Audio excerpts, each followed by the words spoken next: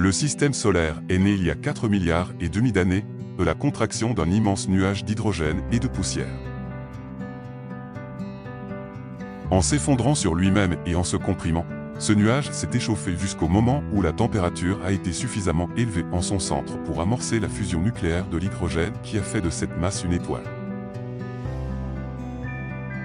L'effondrement sur lui-même du nuage originel, dû à la force gravitationnelle, a généré un lent mouvement tourbillonnaire responsable de la rotation du Soleil sur lui-même et a entraîné autour de lui-même les planètes sur des orbites presque circulaires. Âgé de 4,6 milliards d'années, on estime que le Soleil continuera à briller sans modification notable pendant encore environ 5 milliards d'années avant d'avoir épuisé tout l'hydrogène qui alimente sa fournaise nucléaire. Mais, lorsque ce combustible sera épuisé, le noyau du Soleil s'effondrera sur lui-même en provoquant l'augmentation de sa température dans ses couches profondes. Les couches gazeuses de la surface se dilateront et le diamètre du Soleil augmentera considérablement, environ 100 fois son diamètre actuel. Les couches extérieures, moins chaudes, viront au rouge. Il se transformera alors en une géante rouge. Sa surface atteindra la planète Mercure qui sera entièrement absorbée.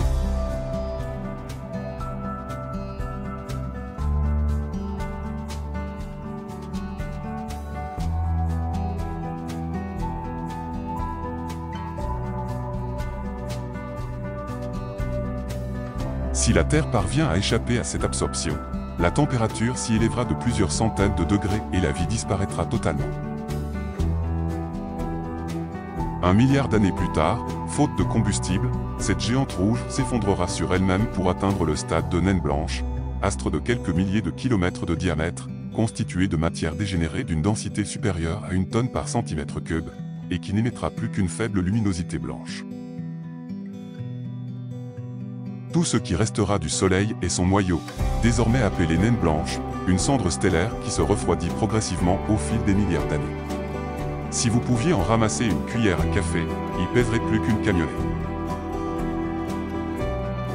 Et, dans une nuit profonde, la Terre continuera de tourner dans un environnement glacé. Seul un point blanc à peine perceptible dans le ciel marquera l'emplacement autrefois occupé par un Soleil rayonnant.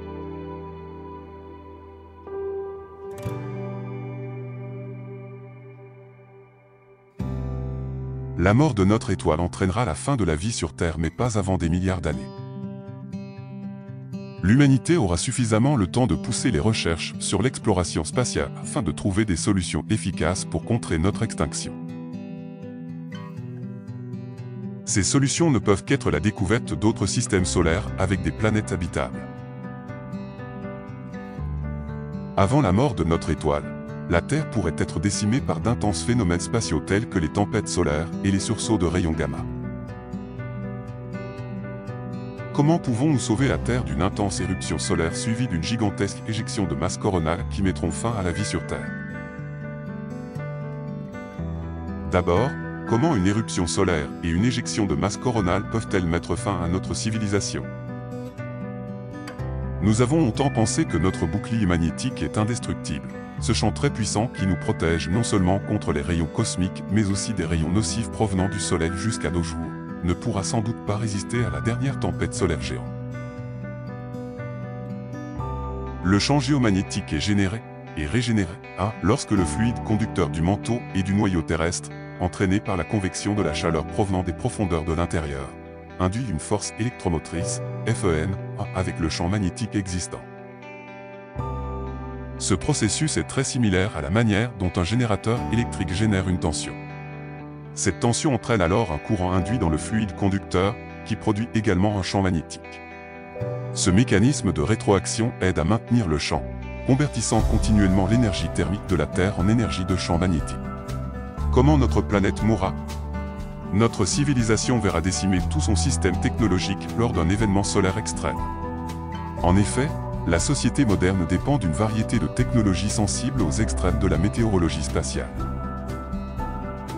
Les forts courants électriques transmis à la surface de la Terre lors des aurores perturbent les réseaux électriques et contribuent à la corrosion des oléoducs et des gazoducs. Les changements dans l'ionosphère lors des tempêtes géomagnétiques interfèrent avec les communications radio à haute fréquence et la navigation du système de positionnement global, GPS. Lors d'événements d'absorption de la calotte polaire provoqués par des protons solaires, les communications radio peuvent être compromises pour les avions de ligne commerciaux sur les routes transpolaires. L'exposition des engins spatiaux à des particules énergétiques lors d'événements de particules énergétiques solaires et d'amélioration de la ceinture de rayonnement provoque des anomalies opérationnelles temporaires, endommage l'électronique critique, dégrade les panneaux solaires et aveugle les systèmes optiques tels que les imageurs et les suiveurs d'étoiles.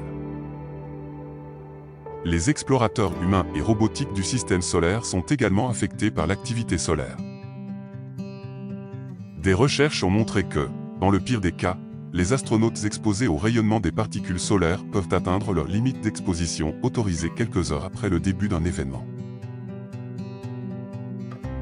Si nous survivons aux catastrophes engendrées par ces événements solaires, le champ magnétique terrestre prendra un coup, qui verra son intensité diminuer au fil des ans. Et pendant des centaines d'années, la Terre finira par perdre totalement son champ magnétique, comme la planète Mars. Les vents solaires et les tempêtes solaires vont détruire une partie importante de l'atmosphère de la planète, transformant la Terre en un désert froid et aride.